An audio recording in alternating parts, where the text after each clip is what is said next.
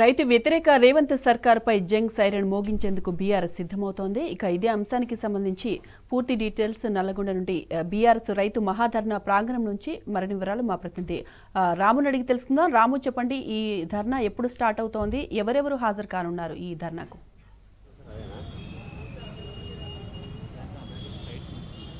ఇప్పటికే గ్రామాల నుంచి పెద్ద ఎత్తున రైతులు తరలి వస్తూ ఉన్నారు, పట్టణాల నుంచి రైతులు తరలి వస్తూ ఉన్నారు, స్వచ్ఛందంగా తరలి వస్తూ ఉన్నారు. ఈరోజు రైతు గర్జన సభను మనం ఈరోజు చూడబోతా ఉన్నాం. రైతుల ఆగ్రహాన్ని మనం చూడబోతా ఉన్నాం. నల్గొండ జిల్లాలో దాదాపు 40% మంది మాత్రమే రుణమాఫీ అయింది, 60% మందికి మాత్రం రుణమాఫీ కాలేదు.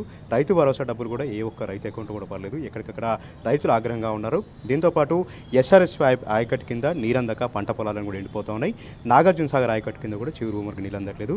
ఈ ఆగ్రహాన్ని అంతా కూడా ప్రభుత్వం పైన చూపించేలాగా, ప్రభుత్వం మెడలు వంచేలాగా, రైతు భరోసా 15,000 రూపాయలు ఇచ్చేలాగా ఈరోజు బీఆర్ఎస్ పార్టీ ఏదైతే రైతులకు అండగా ఈరోజు ధర్నా నిర్వహిస్తూ ఉంది. ఈ ధర్నా కార్యక్రమానికి పెద్ద ఎత్తున రైతు నుంచి మద్దతు అనేది మనకు లభిస్తూ ఉంది. నల్గొండ క్లాక్ టోర్ సెంటర్లో మనం ఉన్నాం. ఇక్కడ చూడొచ్చు, భారీ ఏర్పాట్లు చేశారు. వేలాది మంది కార్యకర్తలు, వేలాది మంది రైతులు ఇక్కడికి వచ్చినప్పుడు కూడా ఎవరికి ఎలాంటి ఇబ్బంది లేకుండా ఈ ధర్నాలు పాల్పంచుకునేలాగా పెద్ద పెద్ద కటౌట్స్ ఏర్పాటు చేశారు. భారీగా స్టేజ్ కూడా ఏర్పాటు చేయడం జరిగింది. మరికాసేపట్లోనే BRS party working president KTR గారు కూడా బయలుదేరబోతా ఉన్నారు.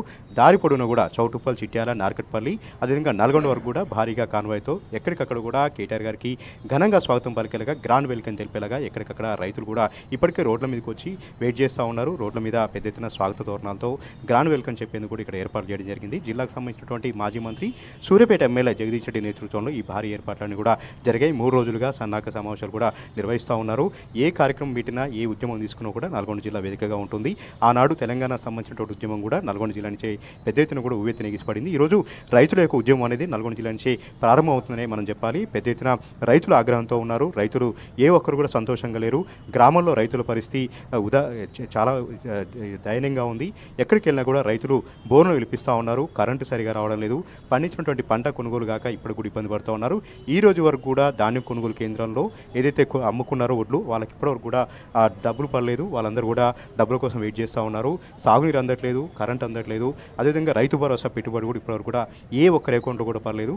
రుణమాఫీ కూడా పెద్ద మాయగా ఉంది. 30-40% మంది మాత్రమే అయింది. మిగతా రైతులందరూ కూడా ఇప్పటికు పాస్ పుస్తకాలతో బ్యాంక్ అధికారుల చుట్టూ, వ్యవసాయ అధికారుల చుట్టూ తిరుగుతున్నటువంటి పరిస్థితి అంతా కూడా చూస్తూ ఉన్నాం. ఈ నేపథ్యంలోనే రైతులకు భరోసా కల్పించేలాగా, రైతులకు మనోధైర్యాన్ని కల్పించేలాగా రైతులు వెంట మేము ఉన్నామంటూ ఈరోజు బీఆర్ఎస్ పార్టీ ముందుకు వచ్చింది. జంగ్ సైరన్ మోగించింది. ఎక్కడికక్కడ కూడా ఉద్యమాలు చేస్తూ ఉంది. రైతులకు అండగా ఉంటూ రైతులకు ఎలాంటి అధైర్యపడకుండా నల్గొండ జిల్లాలో ఇప్పటివరకు 25 మంది రైతులు ఇప్పటివరకు కూడా ఆత్మహత్య చేసుకున్నారు. ఆ కుటుంబాలన్నీ కూడా ఏడుస్తూ ఉన్నారు. వాళ్ళ కుటుంబాలన్నీ కూడా దీనస్థితిలో ఉంది. వారందరూ కూడా ధైర్యాన్ని కల్పించి రైతులు ఆత్మహత్య చేసుకోవద్దు, రైతులందరూ కూడా ధైర్యంగా ఉండండి, వచ్చేది మళ్ళీ రైతు ప్రభుత్వం, బీఆర్ఎస్ పార్టీ ప్రభుత్వం, మేమంతా కూడా అండగా ఉంటామన్నటువంటి ధైర్యాన్ని కల్పించేలాగా ఈరోజు బీఆర్ఎస్ పార్టీ ధర్నా కార్యక్రమం నిర్వహిస్తోంది. ఎక్కడికక్కడ కూడా నల్గొండ పట్టణం అంతా కూడా పింక్ సిటీగా మారిపోయింది. ఎక్కడికక్కడ కూడా గులామేగా మారిపోయింది. పెద్ద పెద్ద కటౌట్స్తో, పెద్ద పెద్ద ఈ ఫ్లెక్సీలతో నల్గొండ పట్టణాన్ని అంతా కూడా అందంగా ముస్తాబు చేశారు కేటీఆర్ గారికి గ్రాండ్ వెల్కమ్ తెలిపేందుకు. ఈ నేపథ్యంలోనే మనతో ఏర్పాట్లను పరిశీలన చేస్తూ ఉన్నారు హుజూర్నగర్ సంబంధించినటువంటి నియోజకవర్గ ఇన్ఛార్జి ఒంటెద్దు నరసింహారెడ్డి గారు. వారితో మనం మాట్లాడదాం. సార్, మీ నియోజకవర్గం హుజూర్నగర్ సార్. మీ నియోజకవర్గంలోనే ఎక్కువ మంది రైతులు ఉంటారు. ఆత్మహత్యలు కూడా మీ దగ్గర ఎక్కువగా జరిగాయి. చివరి పంట భూములకు నీరు అందట్లేదు. ఆ రైతుల పరిస్థితి ఏ విధంగా ఉంది? దీంతోపాటు ప్రధానంగా రేవంత్ రెడ్డి చెప్తా ఉన్నారు, మాది ప్రజాపాలన, ఇందిరాగాంధీ దగ్గర మేము ధర్నాను ఓపెన్ చేసాం, ప్రగతి భవన్ యొక్క కంచెలు బదులు కొట్టామన్నారు. కానీ ఈరోజు ధర్నాకు అనుమతి ఇవ్వలేదు. హైకోర్టు పోయి తెచ్చుకోవాల్సినటువంటి దుస్థితి. ఎందుకు ఈ దుస్థితి వచ్చింది? ప్రజలు ఏమనుకుంటున్నారు సార్? ఈరోజు నల్గొండ పట్టణంలో జరుగుతున్న ఈ రైతు మహాధర్నాకు మా వర్కింగ్ ప్రెసిడెంట్ కేటీఆర్ గారు, ఈ సభ నిర్వహణ మొత్తం కూడా మాజీ మంత్రివర్యులు, సూర్యాపేట ప్రస్తుత శాసనసభ్యులు జగదీష్ రెడ్డి గారి నాయకత్వంలో ఏర్పాట్లన్నీ కూడా పూర్తయినాయి. కేటీఆర్ గారు భారీ కాన్వాయ్తో ఇక్కడికి చేరుకోబోతున్నారు. రైతులందరూ కూడా అన్ని నియోజకవర్గాల నుంచి ఆల్రెడీ మొదలుపెట్టినారు, పెద్ద ఎత్తున తరలి వస్తున్నారు. ఈ రైతు ధర్నాకు మీరు ఆలోచన చేస్తే రేవంత్ రెడ్డి కాంగ్రెస్ ప్రభుత్వము అప్పుడు వాళ్ళు ఇచ్చిన హామీలేంది, ఎన్నికల కంటే ముందు ఇప్పుడు చేస్తున్నది ఏందనేది మనకు స్పష్టంగా కనిపిస్తుంది. మీకు ఒక్కటే ఉదాహరణ చెప్తున్నాను. 400 రోజుల రేవంత్ రెడ్డి పరిపాలనలో 400కు పైగా ఆత్మహత్యలు జరిగినాయి రైతులై. దేనికి జరిగిన ఈ ఆత్మహత్యలను రైతులు స్వయంగా చెప్తున్నారు. Suicide note రాసిపోయినారు. మహబూబ్నగర్ జిల్లాకు సంబంధించిన రైతు రుణమాఫీ కాక చాలామంది చనిపోయినారు. ఈరోజు పెట్టుబడి సహాయం రైతు బంధు, ఇంతకుముందు కేసీఆర్ గారు ప్రవేశపెట్టబడిన ఒక అద్భుతమైన పథకాన్ని, రైతు బంధును పేరు మార్చి రైతు భరోసా ఇస్తాం, 15,000 ఇస్తామని ఒక దొంగ హామీలు ఇచ్చి మీరు అధికారంలోకి వచ్చినారు. రైతులు నమ్మి మీ కోట్లు వేసినారు. మరి అలా పెట్టుబడి సాయం అందక చాలామంది రైతులు ఇవాళ తెలంగాణ రాష్ట్రంలో రైతులు ఆత్మహత్యల పాలవుతున్నారు. రేవంత్ రెడ్డికి సిగ్గుపడాలి. గర్వపడు కాదు, సిగ్గుపడాలి. ఎందుకు పడాలంటే నీ 400 రోజుల పరిపాలనలో యావరేజ్న రోజుకొక రైతు చనిపోతున్నాడు. 400 మందికి పైగా రైతులు ఇవాళ చనిపోయినాడు. ఎవరైనా పోయి ఒక్క మంత్రి కనీసం పలకరించిన నాదులు లేడు, ఓదార్చిన నాదులు లేడు, సమీక్ష పెట్టిన నాదులు లేడు. ఏంది దుస్థితి అని చెప్పి కేటీఆర్ గారు, మా పార్టీ వర్కింగ్ ప్రెసిడెంట్, ఇక్కడ జిల్లా నాయకులు జగదీష్ రెడ్డి గారు ప్రశ్నించడానికి, రైతుల గురించి మాట్లాడతామంటే 2 సార్లు పర్మిషన్ అప్లై చేస్తే పోలీసులు పర్మిషన్ ఇవ్వలే. నేను డైరెక్ట్గా రేవంత్ రెడ్డిని అడుగుతున్నా, కేటీఆర్ గారు ఇక్కడికి వస్తున్నారంటే ఈ జిల్లా మంత్రులు ఉత్తమ్ కుమార్ రెడ్డికి, కోమటిరెడ్డి వెంకరెడ్డికి నీకు ఎందుకు లాగులు దడుస్తున్నాయి? ఎందుకు భయపడుతున్నారు మీరు? కేటీఆర్ గారు నల్లగొండ వస్తామంటే ఎందుకు వణికిపోతున్నారు మీరు? దేనికి అంటే మీరు తప్పు చేసినారు, రైతులను మోసం చేసినారు కాబట్టి మీరు మమ్మల్ని మాట్లాడనీయట్లేదు, మా కేటీఆర్ గారిని మాట్లాడనీయట్లేదు. నిజంగా నువ్వు రైతులకు సేవ చేసి ఉంటే మీరు అనుకున్న ప్రకారం చేస్తే కేటీఆర్కి వచ్చి మాట్లాడితే మీది పోయిందేముంది? ఎందుకు వణుకుతున్నారు మీరు? కోర్టుకు పోయి పర్మిషన్ తెచ్చుకొని ఇలా ధర్నా నిర్వహించవలసిన పరిస్థితి మీ ప్రజాపాలనలో, మీ ఇందిరమ్మ రాజ్యంలో ఇది పరిస్థితి. ఇలా ప్రధాన ప్రతిపక్ష పార్టీ నాయకుడు, మా వర్కింగ్ ప్రెసిడెంట్ వస్తే వాయిస్ లేకుండా ప్రశ్నించే గొంతులు నొక్కే ప్రయత్నం మీరు చేస్తున్నారు. తుమ్మల నాగేశ్వరరావు చెప్తున్నారు సార్, మన భువనగిరి జిల్లాకు వచ్చి కోమటిరెడ్డి కూడా అంటా ఉన్నారు, ఏ ముఖం పెట్టుకొని కేటీఆర్ గారు వస్తారండి, రావడానికి అర్హత లేదని చెప్తాను. నిజంగా కూడా రైతుల తరపున పోరాటం చేయడానికి కేటీఆర్ గారు అర్హత లేదా అండి? వాళ్ళు ప్రశ్నిస్తూ ఉన్నారు. మంచి ప్రశ్న అండి. నేను తుమ్మల నాగేశ్వరరావు గారికి పెద్దరు, వారికి అనుభవం ఉంది. నేను అడుగుతున్న తుమ్మల నాగేశ్వరరావు గారిని ఒక ప్రశ్న. 2018 నుంచి 11 విడతలుగా కేసీఆర్ గారు ఎలాంటి అప్లికేషన్ లేకుండా, జాప్యం లేకుండా, ఈవెన్ 19 నుంచి 21 వరకు కరోనా ఉన్నప్పటికీ కూడా 11 విడతలుగా రైతు బంధు టక్కని 3 సార్లు రైతుల అకౌంట్లలో పడి 73,000 కోట్ల రూపాయలు వేసినాడు కేసీఆర్ గారు. 11 విడతలుగా 73,000 కోట్ల రూపాయలు. ఈ ముఖం పెట్టుకొని వస్తున్నాం మేము అడిగే హక్కు మాకుంది, బీఆర్ఎస్ పార్టీకి ఉంది. రైతు బంధు కేసీఆర్ గారి ఆలోచన నుంచి వచ్చింది.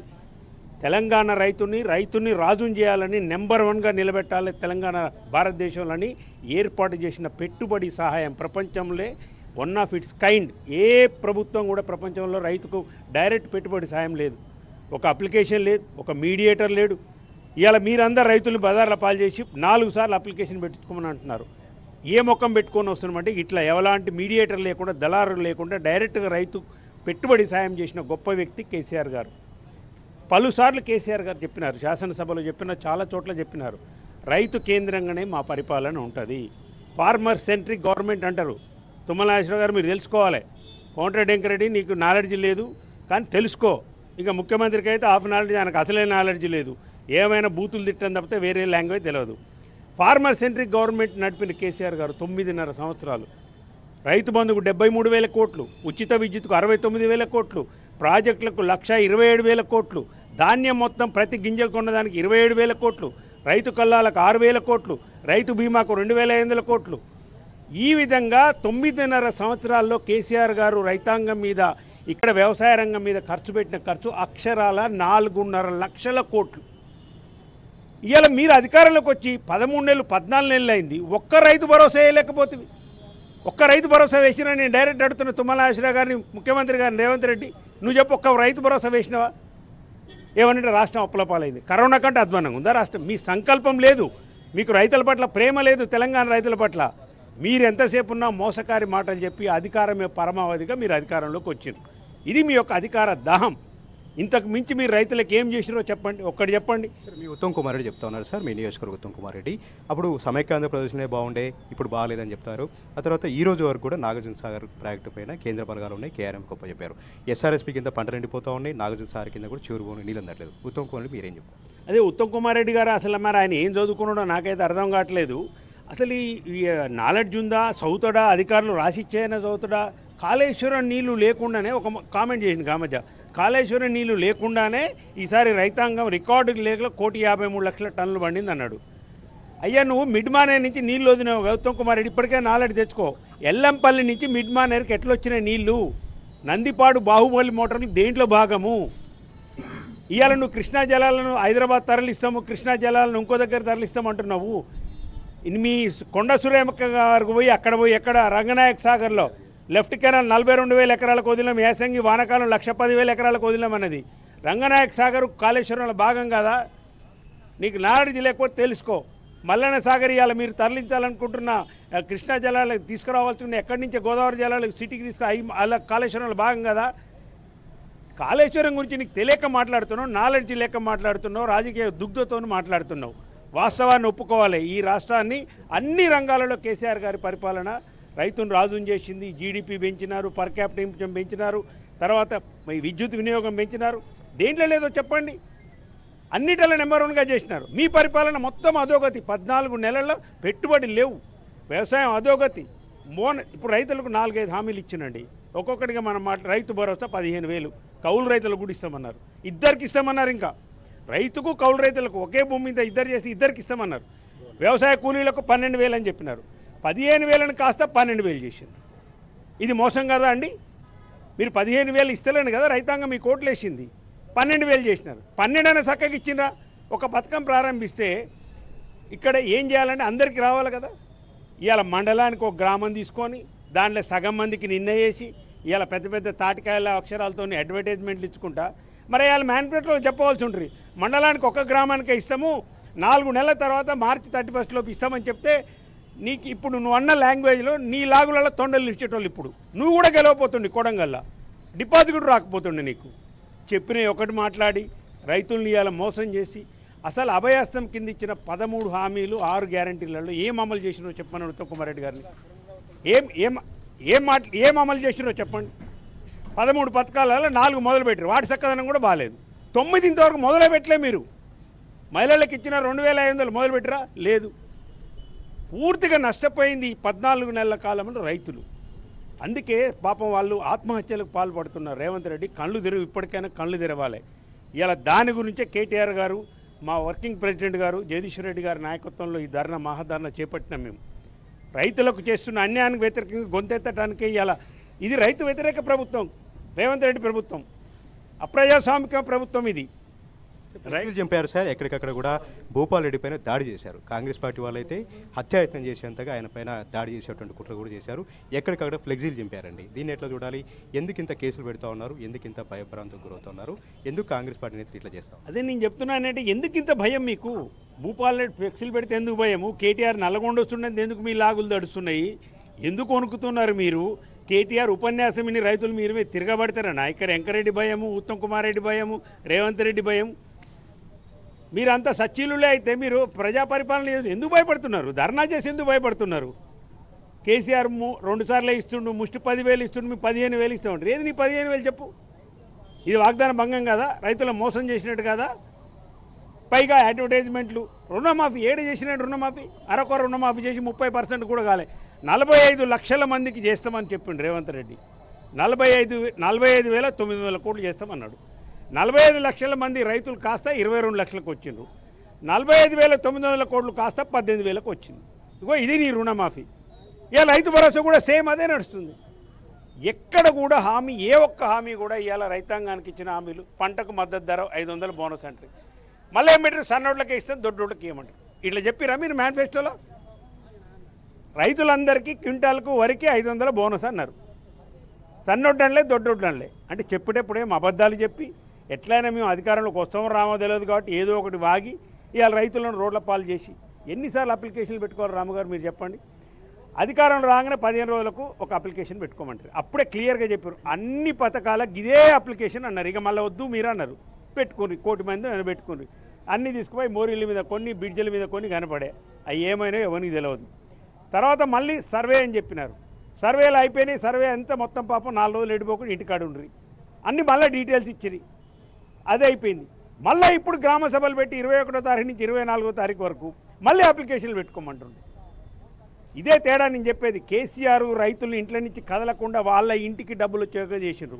మీరు రైతులను రోడ్ల పాలు చేసి అప్లికేషన్లు పెట్టుకోమని కొద్ది రోజులు, ఆఫీసుల చుట్టూ తిరిగేటట్టు కొద్ది రోజులు, ఈ ఒత్తిళ్ళ రైతులు డబ్బులు రాక చేసుకున్న అప్పులు తీరక పెట్టుబడిదారుల దగ్గర తెచ్చిన అధిక వడ్డీలు ఇవాళ రైతుల ఆత్మహత్యలకు కారణమైనవి.